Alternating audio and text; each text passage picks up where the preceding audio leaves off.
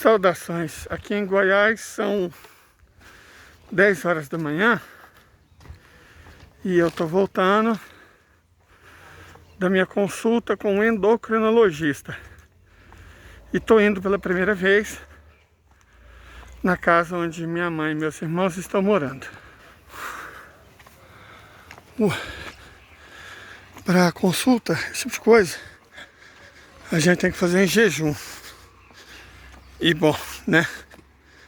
Tô em jejum. Tomara que minha mãe tem umas verdurinhas para eu comer. O médico fez uma dieta restritiva para mim, para 1.500 calorias. Então,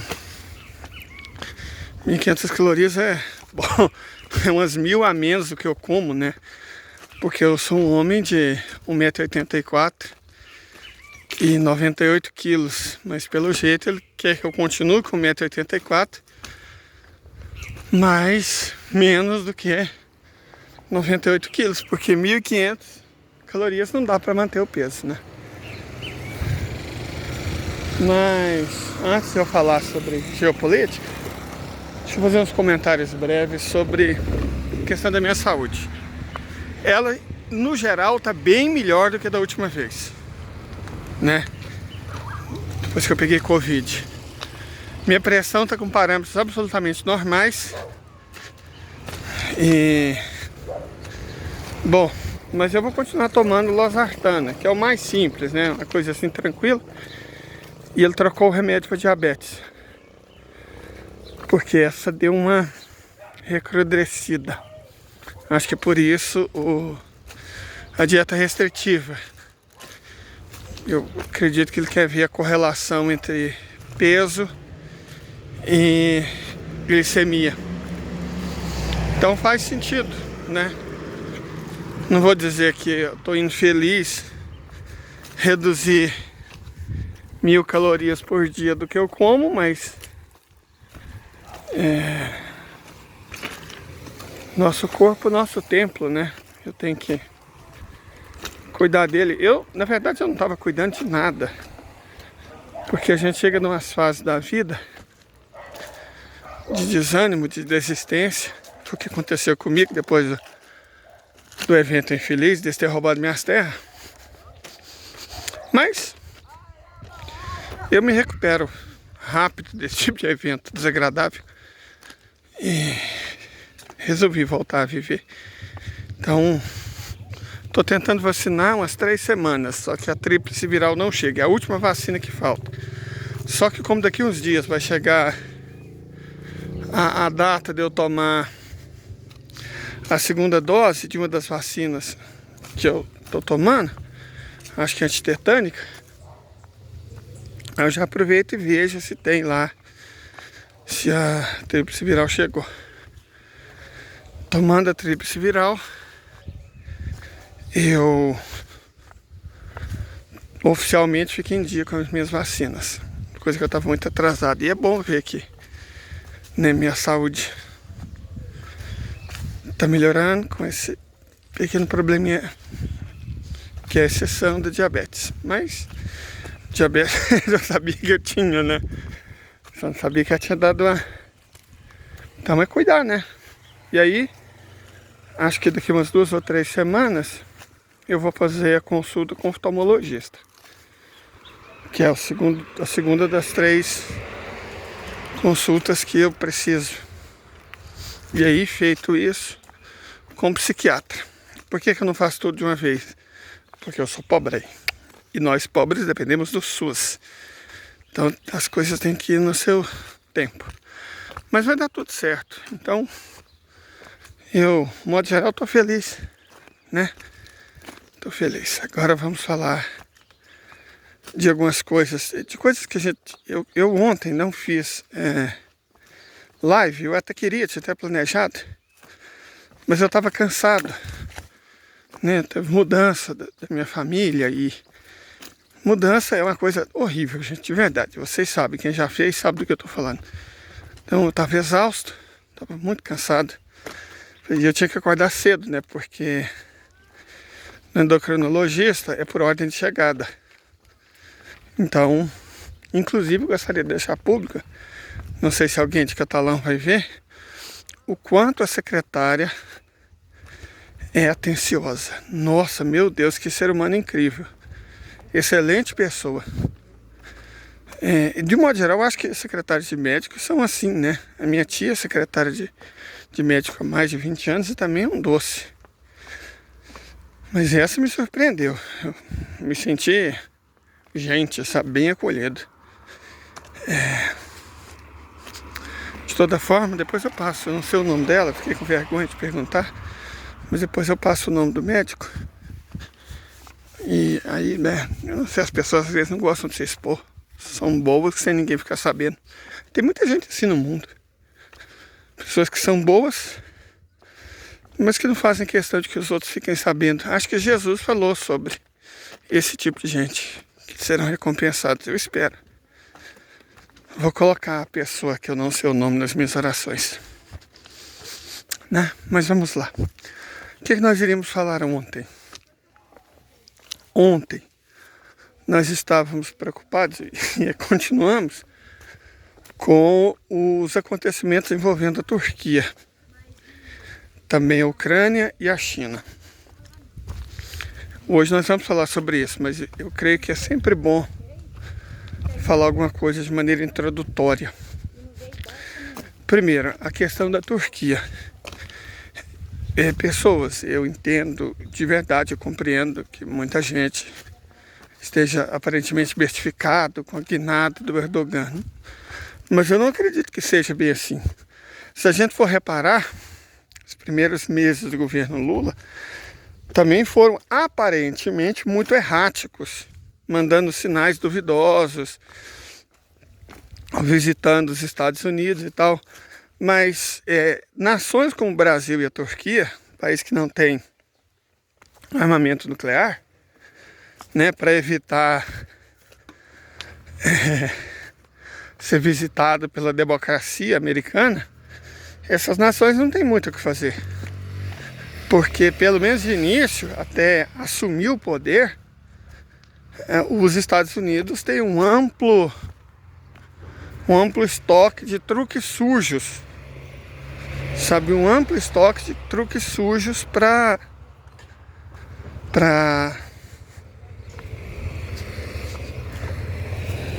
usar contra governos que eles não gostam, certo?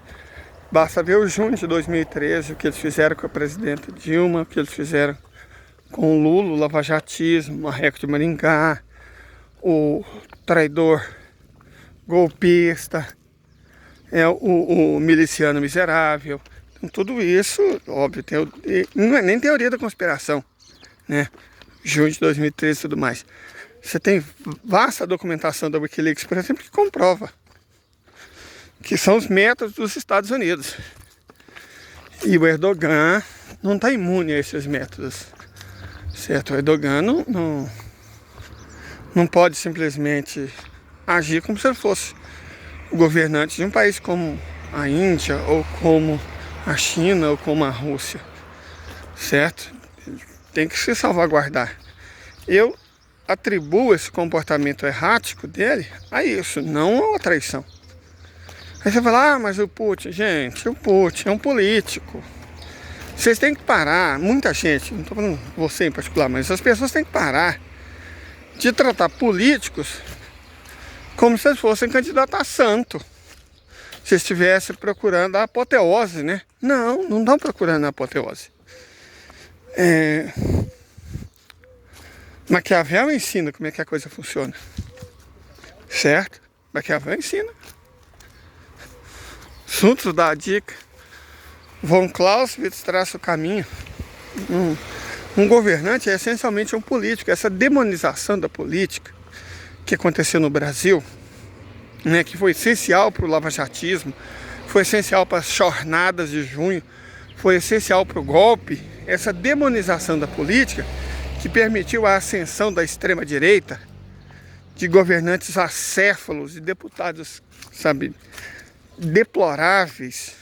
Então, isso acabou fazendo com que muita gente se esquecesse que pessoas como Putin, como Xi Jinping, como Lula, como Erdogan, são políticos. Sabe, eles não estão agindo com sinceridade. E tá tudo bem, é assim mesmo. A política é um jogo. Você não pode ser honesto, sincero. Você não está buscando a canonização. Certo? Você está buscando a sua sobrevivência no governo. Está buscando a independência do seu país. Está buscando que nada de pior aconteça com o seu povo. Então, os discursos, as falas, têm que ser analisadas sob um viés político e não um viés moral. Sabe, esse negócio de viés moral é coisa para crente. Certo? É coisa para miliciana, coisa para direitista, coisa para lavajatista, coisa para bolsonarista. As falas ditas por políticos têm que ser interpretadas politicamente. E muitas vezes são só areia jogada ao vento. Não significa... Não, tá longe, ele faz barulho. Então a gente tem que compreender que quando o Putin fala, o Putin tá mandando recado, o Putin tá nervoso, o Putin... Não, gente, o Putin tá sendo um político. O que há de concreto? O que há de concreto é o fato de que o Erdogan, quando tava toda aquela encrenca envolvendo o Putin, né? O Prigozhin e tal, o Wagner, o Erdogan foi um dos primeiros, se não o primeiro a manifestar apoio e solidariedade. É isso que conta. Todo o resto pode estar sendo perfumaria, jogo de luzes, sabe? Teatro de sombra. A fala do Putin, a fala do Erdogan, isso não quer dizer nada. De verdade, gente, não quer dizer muita coisa. Perfeito? É o tipo de coisa que pode ser combinada. É o tipo de coisa que um político astuto como Erdogan entende. E um político astuto como Putin entende que o político astuto como Erdogan está compreendendo. E tá tudo bem, é assim. Perfeito? Então a gente tem que compreender também que as informações que a gente supostamente tem são fragmentos. Certo? São fragmentos de um exercício de bricolagem muito maior. São grãos de areia de uma mandala que a gente não consegue ver. Perfeito? Então, se a gente julga o que a gente acha saber pelas informações que a gente recebe, existe uma chance muito grande da gente compreender errado a coisa toda. Certo? Eu acho que esse é o ponto principal. Para que nós não entendamos de maneira equivocada as informações que nos chegam, a gente precisa de distanciamento, certo? E esse distanciamento se dá com o tempo. Com o tempo que a gente tem acesso a um panorama mais geral, certo? A uma maneira mais realista de você juntar todos esses fragmentos de informação. Que muitos desses fragmentos de informação, eles não são verdadeiros, certo? Ou mesmo que sejam, eles não formam a verdade. É estranho você imaginar que a informação verdadeira pode ser utilizada para dizer mentira, mas é óbvio que pode. Certo? É evidente que pode. Nós tivemos exemplos vastos na história de que coisas verdadeiras foram usadas para justificar mentira. Certo? Então, a gente precisa de calma. Se eu fosse o Oxi no mundo militar, eu estaria falando merda, falando groselha para alcançar seguidores, likes, né? Mas não é o meu estilo. Se eu não tenho ideia do que de fato aconteceu e do que está acontecendo, se eu tenho algumas percepções a partir de leituras que eu faço, eu não vou vender o que eu tenho como se fosse verdade, como se fosse fatos inabaláveis, como se houvesse em meu poder informações que pudessem mudar o mundo. Não é assim que a banda toca. A gente tem que ter responsabilidade, certo? Inclusive credibilidade, tá? Que não é o mecanismo pelo qual você mais ganha view, né? Que você ganha dinheiro, tem gente que ganha muito dinheiro mentindo, falando abobrinha. Tem muita gente, mas não é o meu caso e não é ao que eu me proponho, certo? Não é mesmo que eu me proponho. Então, Lei, do que está acontecendo? Eu não sei. Eu não sei, eu tenho ideias. Certo? Mas são opiniões. E elas valem tanto quanto a sua. Certo? Não é melhor do que a sua. Então, quando eu tiver mais informações, se eu tiver mais elementos para análise, é por isso que eu gosto das lives. Porque nas lives que a gente faz, muita gente participa e dá informação. Dá dica, dá caminho. E aí fica mais fácil para no momento seguinte a gente conseguir fazer uma análise mais acurada. Que eu acho que é como deve ser. Certo? Agora achar que eu tenho a informação toda e que eu diga a verdade, somente a verdade, nada mais que a verdade, em nome de Deus, pelo amor de Deus, né? Não é assim que funciona. Qualquer um que esteja fazendo esse papel tá mentindo, cara, tá enganando a si mesmo e provavelmente aos outros. Porque é complicado acesso à informação, ainda mais informação de alto nível no meio diplomático de nações poderosas. É muita ilusão achar que um repórter, um blogueiro, por mais que esteja uma certa fama tal, do Telegram da vida, que hoje a fonte é o Telegram. Eu uso muita imagem de TikTok porque é conveniente, é didático, certo? Às vezes eu tiro o som e coloco o meu em cima. Às vezes eu mantenho tudo, porque tem um fim didático. Mas é óbvio que assim como a revolução não será televisionada, as mudanças do mundo também não serão tiktokizadas, não são instagramáveis, não vão aparecer no YouTube, não vão aparecer no Telegram. Não é assim que a banda toca. A gente tem acesso a fragmentos e muitas vezes a sombra dos fragmentos.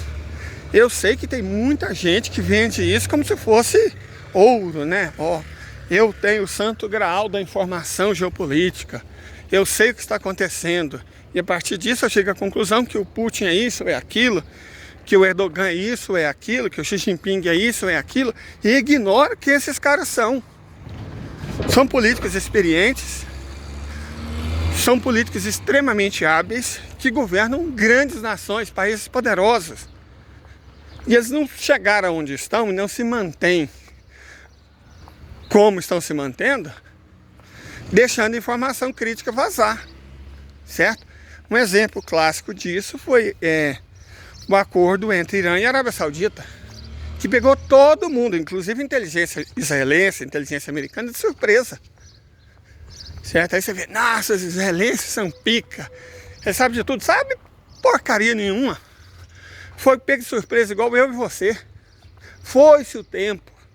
Foi-se o tempo. Então, quando esses países querem deixar uma informação crítica coberta, encriptada, eles deixam. E ponto. Não vai ser o blogueiro X, o Instagram Y, o youtuber Z, né, o canal do Telegram Iota, que vai saber o que estão fazendo. Não é assim. A gente tem que ser realista. A gente precisa ser realista se a gente de fato quiser compreender como as coisas são. Porque, sendo honestos, o fato verdadeiro é que ninguém, na verdade, sabe de tudo. É muito mais fácil todo mundo saber de nada. Certo? E aí entra a questão que, infelizmente, as pessoas não levam em consideração, é que uma meia-verdade é muitas das vezes pior do que uma mentira. Certo? Muitas vezes pior do que uma mentira. É aquilo que eu falei agora mesmo. Vocês sabem que eu adoro flores, né? Cerrado nessa época é uma coisa interessante. A gente sabe, compreende, que esses fragmentos de verdades pincelados aqui e ali, a sombra dessas informações muitas vezes são reutilizadas em exercícios de bricolagem, cujo objetivo é enganar. Então, se a gente acredita com muito fervor em determinadas informações, o que acontece na prática é que a gente está sendo feito de bobo. Sem falar que também tem um viés, né? A gente tende a acreditar, isso é científico, a gente tende a acreditar no que já acredita. O ser humano lida muito mal com a decepção.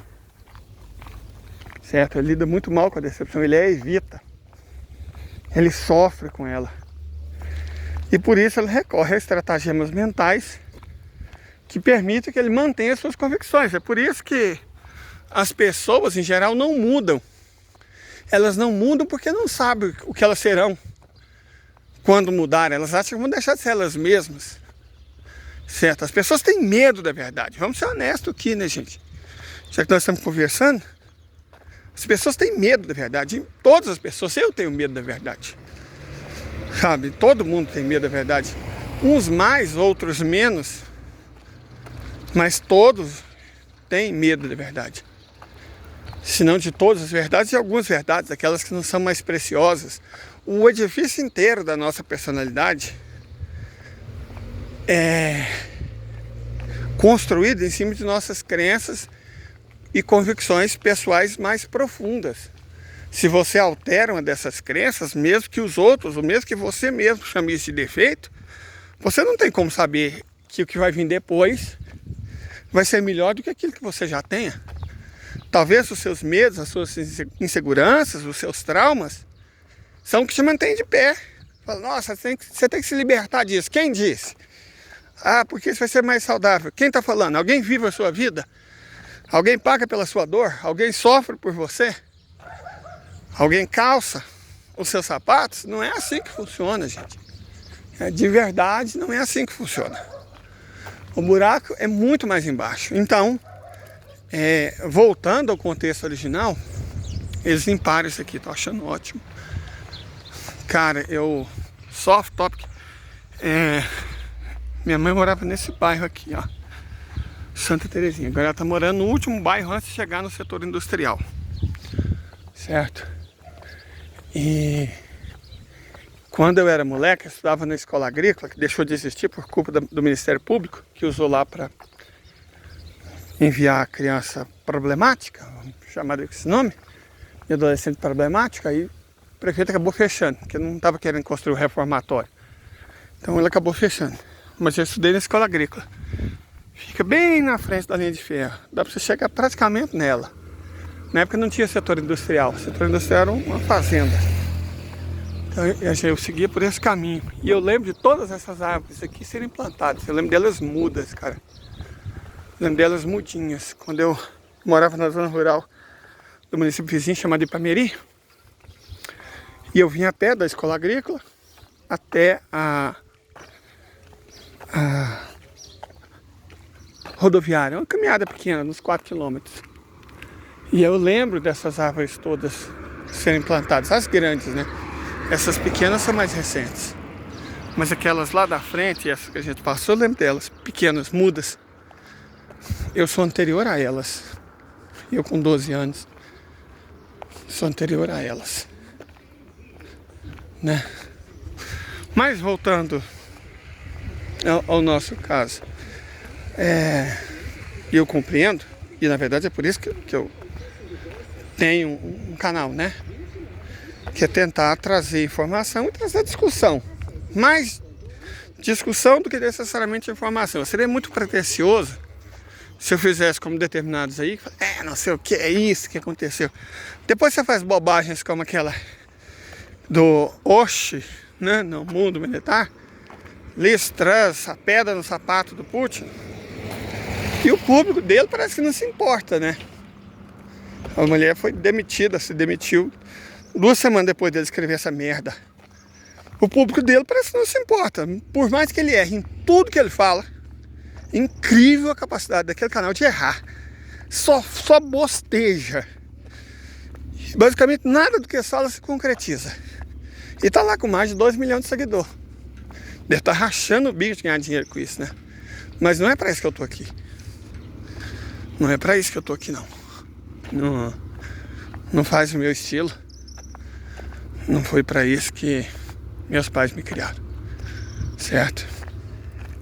É outra coisa. Tá.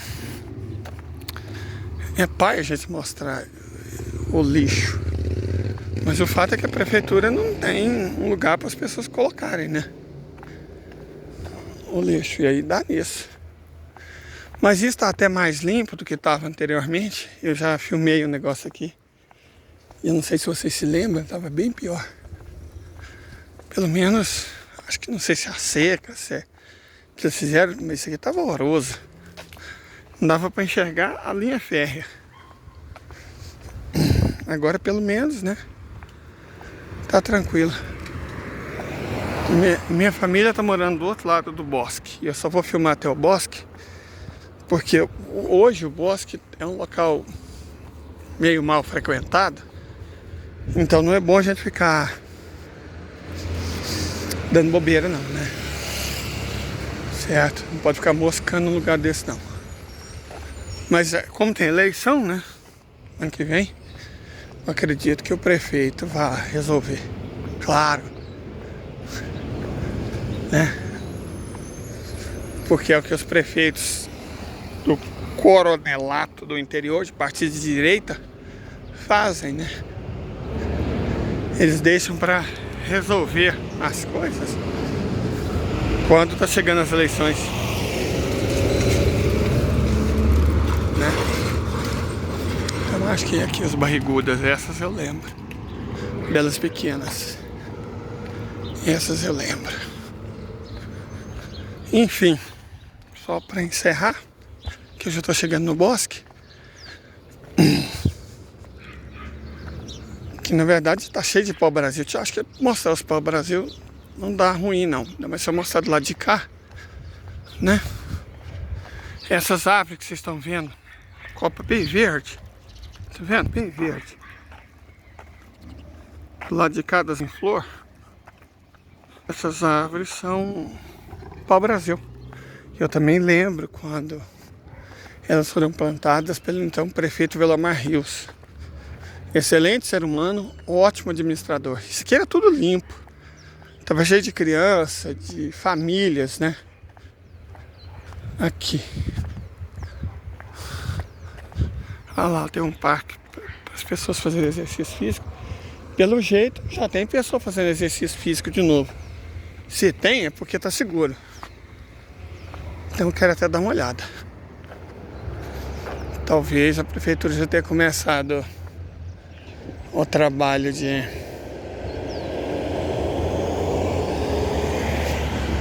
limpeza. É, tá bem mais limpo. Isso aqui tava tudo, né? Ah, isso aqui é para o Brasil. Esse pau-brasil aqui deve ter o quê? Uns 20 anos. É, nessa faixa. Ah, ainda tem lá moradia, não é moradia, né? Abrigo de sem teto. Então a prefeitura ainda não fez a higienização social pela qual ela é famosa, não. O que não é necessariamente ruim. Essas pessoas que não têm teto são seres humanos. São cidadãos como eu e você. Não pode ser tratado como se fosse animal. Certo? Mas é visível que isso aqui tudo estava coberto de mato. Então o trabalho já começou. O trabalho nitidamente já começou. E eu espero, embora não creia, que os desabrigados que vêm aqui sejam levados para algum lugar, né, mais humanizado. É muito melhor do que ser simplesmente mandado para a rodoviária com a passagem para a cidade mais próxima. Certo? Isso não... Aqui, gente, foi nesse lugar aqui que a cidade de Catalão surgiu. Esse córrego aqui, essas águas são limpas. Pode não parecer, porque vocês estão vendo perto de cano, mas elas são limpas, tem peixe aqui.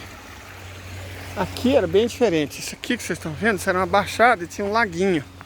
Quando eu vinha da escola agrícola, que estava lá na frente, naquela direção, às vezes eu parava e pescava. Porque às vezes eu não ia sempre, não é todo fim, a gente saía de 15 em 15 dias. Eu não tinha dinheiro para ir sempre para minha casa na roça. Aí às vezes eu gostava de passar o fim de semana na minha avó. Passava aqui, pegava uns lambari, uns lobozinhos, umas treirinhas e levava para Dona Odília, minha finada avó, que Deus a tem, sua infinita graça e misericórdia, fazer um frito. Hoje lá aqui não existe mais, foi aterrado. Mas eles mantiveram o córrego. Ainda criaram essa florestinha artificial aqui. Também obra do prefeito Villamar Rios. Certo, aqui ó, um bosque. Todas essas árvores aqui foram plantadas, sem nenhuma exceção. Algumas estão enormes, vocês estão vendo? Pau-brasil. E aí chega a natureza, né? A natureza vai chegando, olha lá, cupim, abelhas, uma vegetação de fundo. Então tudo isso aqui foi plantado. Porque é outra coisa interessante, assim como a verdade da geopolítica, a verdade dos fatos que eu pretendo buscar para todos vocês aqui, o fato é que, assim como o amor, a natureza exige trabalho. Certo? Exige trabalho. Isso aqui era um terreno baldio. Olha só, isso aqui abriga pequenos mamíferos, aqui tem cutia, aqui tem priá, aqui tem várias aves. Não sei se micos, né? Porque o mico teria que vir de algum lugar. Mas tem tudo isso, cara. E é uma analogia interessante para a gente terminar. Eu vou buscar a melhor informação para vocês, mas para isso eu preciso tê-la. Para isso eu preciso ser cuidadoso. É só o que eu posso prometer. Certo? Hoje na live a gente vai discutir com as informações que a gente tem. Tenham todos um bom dia.